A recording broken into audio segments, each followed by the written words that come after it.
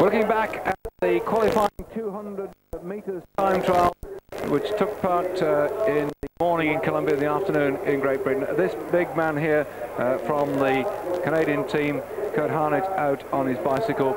The world record had been broken by Manuel Moreno. His time at 10 seconds, 10.008. The old record had been set way back in 10.0999 in Moscow in 1990, 10.099, and it had been broken by the rider from Spain, Manuel Moreno, in 10.008, and out onto the track came Mr.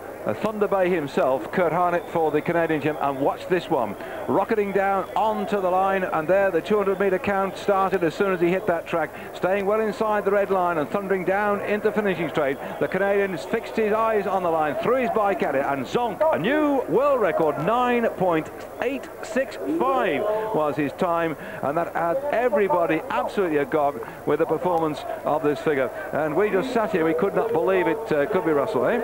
No, it's unbelievable, right? I remember a few years ago I did some training sessions with Curt, and part of it was to play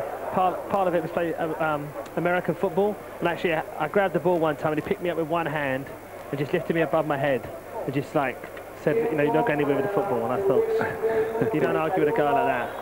So, been around for some time now, born May the 14th, 1965, so 31 years of age, so 30 years of age now, full-time racing cyclist. Curt Harnett set the whole of the track agog with that tremendous performance, 9.865, an average speed of 72.985 kilometres per hour, just under 73 kilometres per hour, and out on the track came Frederic Magne. All these riders jostling then to stay in the top 24, and the top men were seated right at the very back end, and the cut-off point was looking like it's going to be inside at 10.4. There'll be no trouble for Magne to qualify there, but could he get close to Harnett's time? The time 9.978, second fastest at that particular stage. Another man inside the world record. Absolutely wonderful ride there by the Frenchman as well. And particularly since he got the Kieran ride as well, that he came out on this track and just showed the speed of the track at altitude here, and the crowd getting right behind the riders.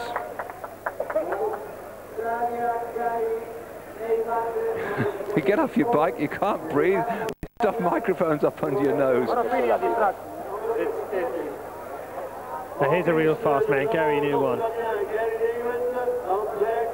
He knew what Curt Harnett had done.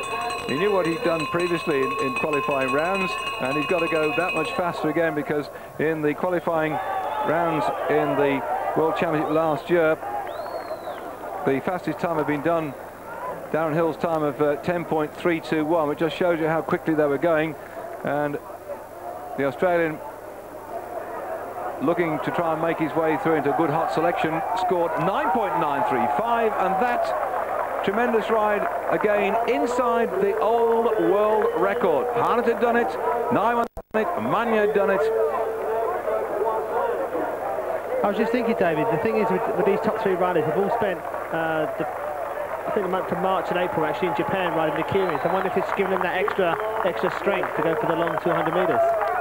Well, certainly we're seeing rides we've not seen for a long time back. The track is said not to be all that fast. The surface is a bit bumpy, but riding at altitude has certainly, with the thin air, helping these man mountains, these great sprinters. This man here been around for an awful long time now, right from the days as a junior sprint champion.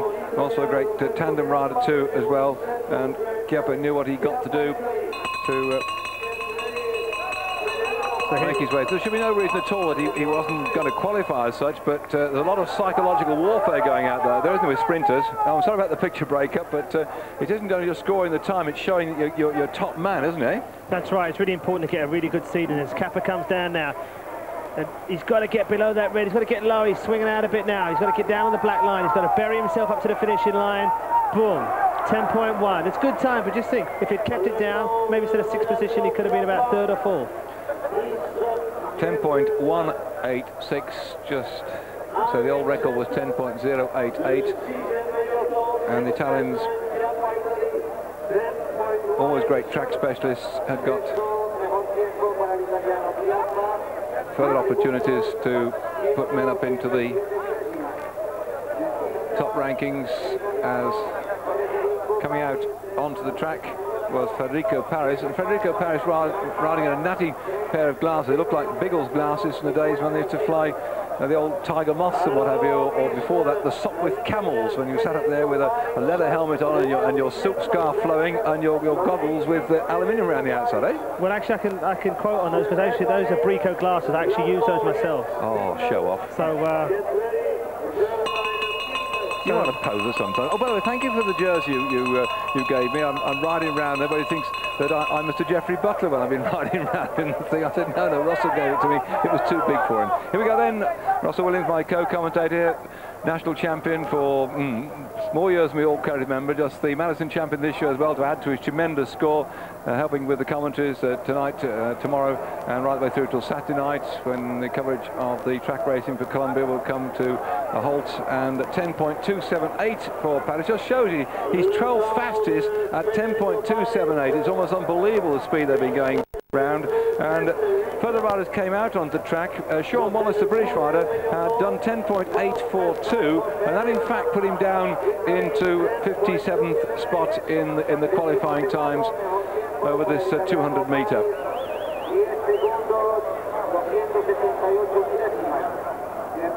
Here comes Jens Fiedler from Germany.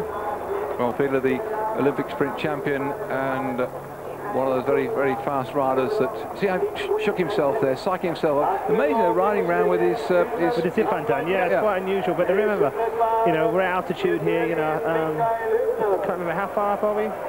2,800 and something metres above sea level. But the thing is with the Germans, they've been here for about 5 weeks training, so a few of them are getting a bit tired, getting a bit fed up. But as we hit the bell now, going into the last lap, he's picking up, accelerating out the saddle. There's the power. Will starts to switch a little bit. He's down in the saddle, he's picking it up. Remember, he's doing over 40 miles an hour just now. A nice line, he's keeping it nice and low, turning the power on. Just look at that. Full body into it. Up the home straight, so look at the time. 10.036, the old world record, 10.099. So again, that rider was inside the old record as well. That was the time for Jens Fiedler, 10.036, 71.7 kilometres per hour. And here he is, the man himself, Michael Hubner, Beck CC, and also Team Germany. And what a character he is too. Let's see what... We know what his time is because we saw it earlier on today. You watch this fella as well go around here. And remember that Curt Harnett inside the world record at 9.865. Checker Pig on his bike, by the way, I mentioned the other day, that is in fact mainly and best known for its mountain bikes as such, and he's not sticking on there just to be an oddball. Checker Pig is the name of a bike company in Germany, and here goes their flying sprinter, world champion on the Kieran and at the sprint, trying to see what he could do if he can get inside that magic 10 seconds, which so many of the top riders had been doing. Not perhaps his favourite side of the sport, these 200-metre qualifying rides, and 10.079 still put him inside the world record, and a 7th spot in qualifying. He's 6th down there now because one more man was to come out on the track. Just imagine that. You're lying 6th at the moment. You're inside the old world record, and there's one rider last coming out here, Darryn Hill. Well, he'd been the fastest qualifier in Palermo last year. His time then 10.321, 10 seconds, 10.321 for the 200 metres. And so he was last to go. I say Hubner was in 6th spot, but you watch this fellow's ride now.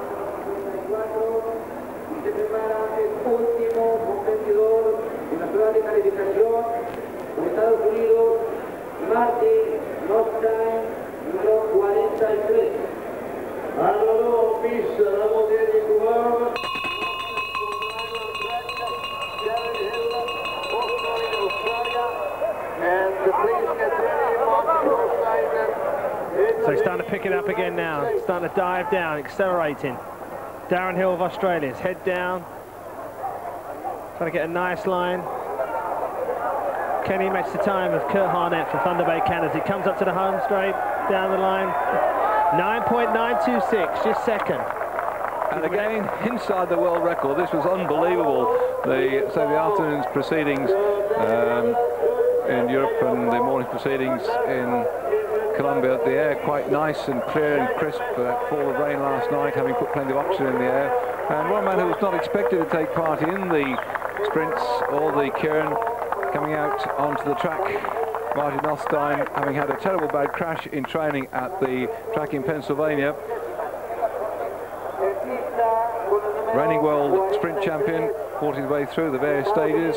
In qualifying last year, he only finished in 7th spot, a bit like Hubner really. Some of these riders, the big men, Russell, aren't that happy with the qualifying, but when it comes to match man against man, they perform that much better, don't they? That's right, because then it all comes down to actual, it's still speed and strength, but it's tactics as well. So the big man, the double world champion, starts to wind it up. The man from Pennsylvania, from Trexeltown, down the bank he comes, really trying to get it all out, trying to get 110% out. He's got to find a nice line around. Quickest way around is obviously on the black. Up the home straight, really trying to get it all out. So look at the time. 10-2, 1-2, 11th place. I don't think he's going to be happy with that. Well, 11th, that's only halfway down the pack, by the way, because the 24 riders that qualified, led home by this man here, Curt Harnett, setting a new world record, 9.865. And in fact, right the way down to Hubner, who was in 7th spot. 7 riders broke the old world 200-meter record. Fancy finishing 7th in qualifying, as Hubner did, broken the world record, and still the gap between you and this man, Curt Harnett. All smiles indeed, because in qualifying we had no less than 4 men inside 10 seconds for the final 200 meters. That really bodes well for the cracking sprinter sprinting later on in the program. These riders really have decided to show how quick they are, how fast they are. We had a tremendous number of riders in the heat, 73 of them, the greatest number we've seen for an awful long time now. And in fact, that winning time of Curt Harnett was just a fraction, 45.6 miles an hour, fraction under 73 kilometers per hour, as we look again at this man. You imagine riding a bike 200 meters at 45.5 miles an hour. Brilliant ride, a new world record.